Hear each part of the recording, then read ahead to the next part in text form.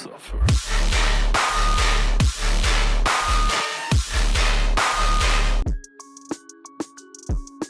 It's announced already. 13, if I remember right. Oh wow, that's a big question actually, and it's a question that I cannot really answer, I think. There might be a connection because all my albums somehow represent something of my life and just of my own path pretty much. But I would say the new album is definitely some kind of restart for the project when it comes to themes and lore and story and stuff like that. Answering what the Blight is not really easy. There is, of course, one answer that is just the point of the lore of the project pretty much. And to answer that, the Blight is just some kind of infection that is spread from a king who got decapitated in this world that I'm building, and there is a lot of lore around it, a lot of story around it. But of course, I do not want to spoil everything because I don't know everything yet. I still have to connect the dots, and the first step is the upcoming album pretty much. And then there's the other answer where the Blight is something with more meaning, something more spiritual if you want, something more personal, but I will keep that for myself for now. Also announced already, that's why it's never good to make these Ask Me Anything things 2 months before you actually record the Q&A. So the other guests that just got announced are Cabal and Sunborn. The song is out already, called The Sun's Domain. I am pretty lucky that I don't have a lot of periods where I have real writer's block or anything. There's of course parts in life and stuff in life that happens, like, I don't know, the annoying stuff like paperwork and shit that make it harder to stay creative and make music. But I never truly have a writer's block, so I can always make music. But lately something has kind of shifted, and I realized that I wanted to go more analog with finding ideas. So what I did is I got a little notebook that I took with me. I wrote down ideas and stuff, and that's kind of how I got the ideas for this album solely. It's called The Grail Method, and there is a YouTube channel that I will link in the description if I remember, who made a video about this that my wife and I found, and that kind of clicked and helped me to stay inspired and to just keep ideas for this album. I think the easiest way to avoid it, quote unquote, is just not to avoid it and kind of lean into it. So when you feel bad, just accept that you're feeling bad. Like there is nothing in this moment that you can do, I think, especially when it kind of targets your artistry and creativity.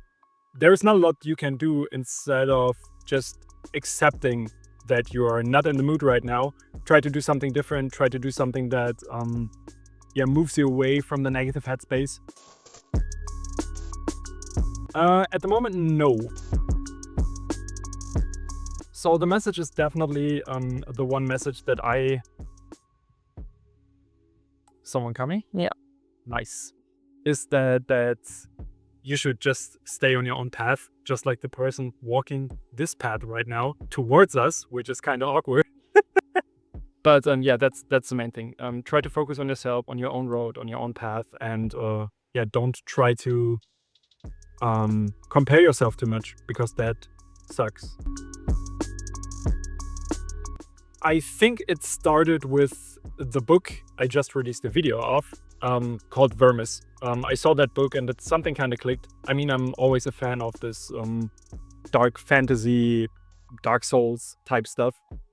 Just cryptic worlds that are kind of scary, kind of dark, gritty. That's just the stuff that I liked, and this time it just clicked, and it made sense to just move more towards that direction, I guess. There's of course more music videos coming, because once you make your own lyrics, once you make your own vocals and can record that stuff, you can present yourself differently, and music videos make a lot more sense. That's one thing. And I am actually working on a little ambient EP that is kind of a soundtrack for this world that does not exist yet. if that makes sense. It will make sense in a while. Yeah, I pretty much answered that before. There's definitely a deeper meaning in the album, a deeper, more personal meaning. One of them just says to try to focus on yourself and don't get off your own road. I think that's one pretty important meaning that's pretty obvious, but there's more to this and more personal stuff, and that's stuff that you guys have to discover in the lyrics.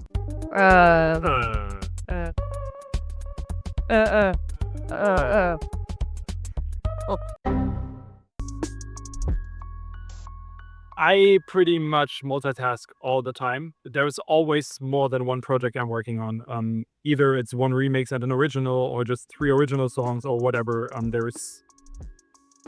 It's jumping around from project to project, and when I'm stuck with one project, I just work on another one. So yeah, that's pretty much another advice I can give you to stay productive and don't get writer's block. Pretty much, if you're stuck in one project, just do something else. That will definitely help somehow. Yeah, as I mentioned, when you're stuck, work on something else.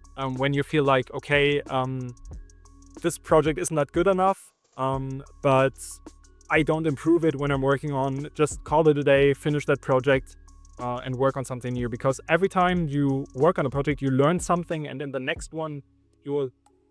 Jesus! I got attacked by a tree. You got nutted. I got nutted. Teabagged, pretty much. But yeah, you will learn something from that project you're working on, and you can use it for the next one, and the next one will probably work more fluent. It's different. It's different. Yes, definitely. I will definitely incorporate my vocals more, because it's a lot of fun, a lot of freedom for me, and it feels like way more of expressing myself, if that makes sense. Also, I just started with this whole world building. I started with this notebook that I talked about, where I just gather ideas. And all this pretty much comes down to the production side, because I'm just working on a bigger picture now. And it's, for the first time, it kind of does not feel really forced and feels pretty natural. And I feel like you can hear that in the production a lot, in the rhythms that I'm using, in the sounds that I'm using, of course in the vocals, but also in just working with other instruments like guitars and more medieval influences and stuff like that, more organic sounds as well. I definitely think it marks a significant change in the sound, without losing the essence of Cold Pandorum, of course. I think the best answer is that it feels natural. It does not feel forced. The inhuman parts kind of felt like me wearing a mask. And this time it really just feels organic, because I'm just taking what inspires me anyways, and I'm kind of dragging inspiration from that and putting it together. And to me, it just feels less forced. It's hard to explain, I guess. It's a really hard question to answer. It feels less forced, and I think that's why, to me at least, it makes more sense to just continue this.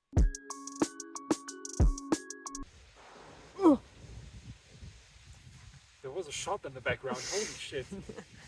There is a few things that always inspire me. I can run those down pretty quick. That's pretty much the Silent Hill series, David Lynch. Yeah, I think those two things are pretty much the one thing that inspires me all the time. When we talk about new things that got included with the Tales from the Blight cycle, I definitely have to talk about stuff like Vermis. In general, just the works of Holopress with these weird art books and stuff like that. And also just a bunch of different movies and video games like Pathologic 2. There is Tarkovsky, who's a Russian director, I guess? I think so. Who just has a really specific, really unique visual style that I got inspired from a lot for the new stuff. But there was also a little movie that is called The Green Knight that also inspired me a lot, and just the stuff that I gathered over the last few years now that come together here. I could just make a list of 100 different things to talk about what inspired me, and maybe I should do that. German castles. German castles, yeah. We've been hiking a lot in forests to castles, and they are lovely. So that's also a big inspiration. Just I think in general, the European countrysides and everything are kind of a big inspiration because I mean, look at this. That's my album. There are, of course, also musical inspirations, and that's a lot of metal. And lately, it's a lot of Jiria, Whitechapel, Code Orange as well, and Buster, Humanity's Last Breath is a big inspiration to me. I would say roughly over a year, because I was working on songs for the album before I really started to incorporate vocals. So I know that there have been 1 or 2 or 3 demos already, and one day it just clicked and I decided, okay, I want to do my own vocals. I want to implement more metal stuff.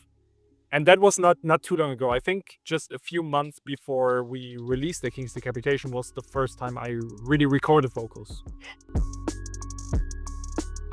On the one hand, I would love to play there just because I know that many fans would be there who would love to see me. On the other hand, I think personally that I don't fit in there quite well, especially with the sound that I'm kind of striving towards and kind of moving towards.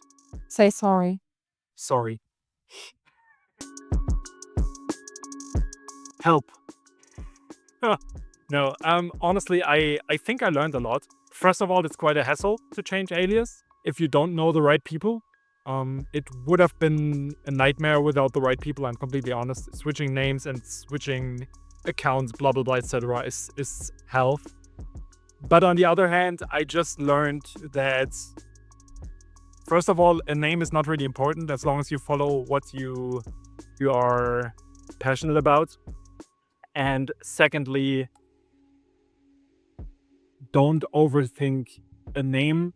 Overthink or just think about if you are currently true to yourself and true to your own vision, or if you are trying to be something else, someone else, to please more people, quote unquote, or to fit in the industry and stuff. That's not what you should worry about. Just worry about, do I like the name, and do I follow myself and follow what I love to. Oh, I mean, favorite project is Arrival, the album, because that's the Inhuman project. You don't think so? The EP was on Disciple Roundtable. Oh, true. There was more Inhuman stuff.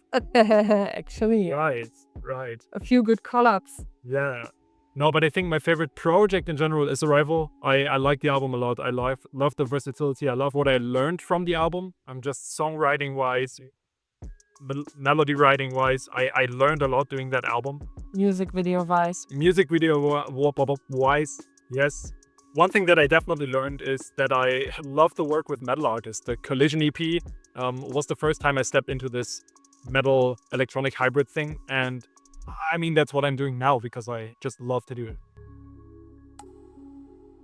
This was produced in FL Studio, yeah. Even though I have to say, recording vocals in FL Studio is kind of a nightmare. I sent Signs of the Swarm a message. David said, yo, you make cool stuff.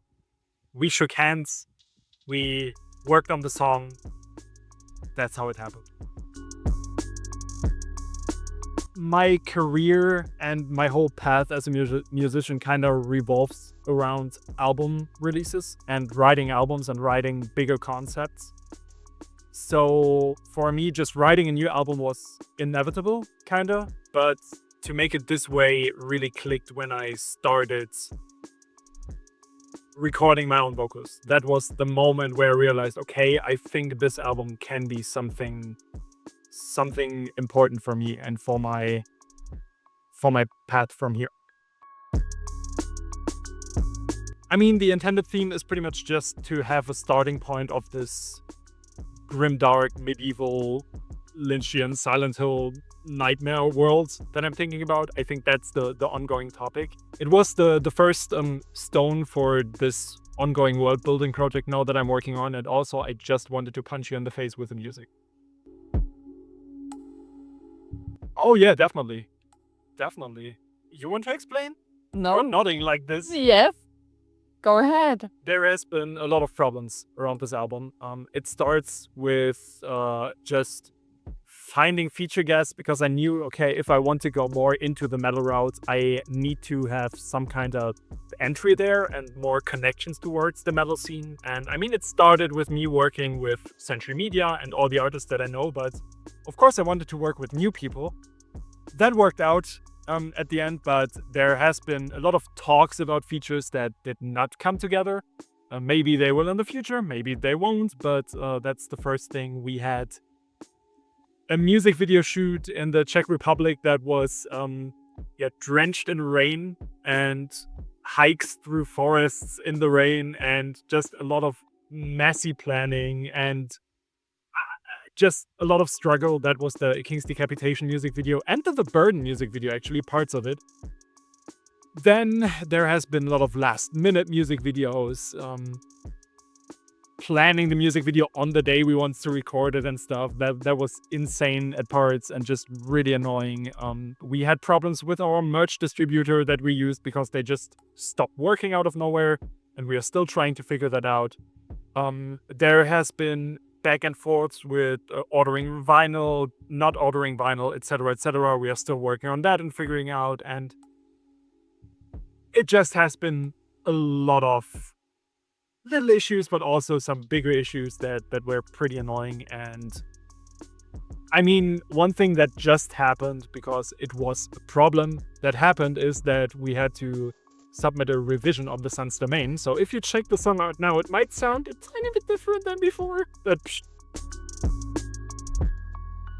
yeah, I think the biggest surprise is just the different rhythm patterns and different arrangements and different sound design ideas that I'm using. There is one song called Ashes of the Tainted Fields that has really experimental, Lorne-like breakbeat part type thing that kind of is deep and really sound design focused. But I think the biggest surprise that is out already is just the huge metal influence that this album has right now.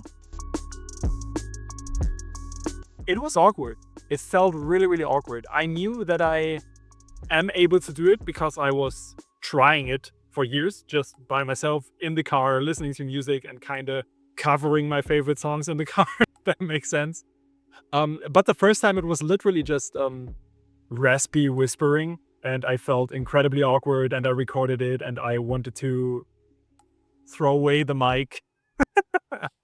But after a few times, and after just trying to record it, trying different compression techniques, natural compression with the vocals and also compression on the VST, like on the DAW, of course,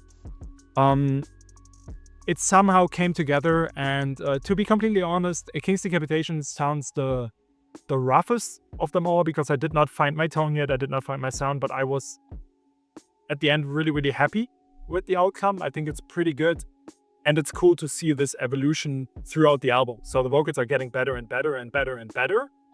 And one thing that really helped, I gotta say though, and it's good that you asked the question behind the camera, because I got a great gift, which is a course by Hungry Lights by Justin from Tala. And it was a vocal course. So it was his Patreon, and I got a 3-month membership. And I went through the vocal course. I also grabbed the vocal course now so I can check it out every time I have some problems, I have some issues. And the next step for me that will probably feel really awkward too is to learn singing. Eventually, that might be exciting and might sound just as freaking weird as whispering in the mic, pretending that it sounds like screaming. It's not whispering anymore. Now it's screaming. You see it live on stage. Oh, I think I like both. I have to say the dark rap stuff is way harder to do. It feels way more unnatural, and I need a lot more control for what I'm doing that. Because I have to pitch down my vocals a lot, and you cannot have a lot of pressure in the vocals. So going low with the vocals and losing the pressure kind of turns into just an unstable voice, if that makes sense. And with the screaming, it's not really a problem when it sounds a bit shit at parts or just cracks a bit and stuff like that. That's completely fine. That's natural and actually sounds more aggressive than just a really steady controlled scream, in my opinion. So I would say I like the screaming part more. I have to say though that I'm more proud of the dark red parts. It was crazy hot, not only because of the weather. Oh God. I mean, it's obvious. Come on, you asked the question. No. That was not the intention. Okay, cut.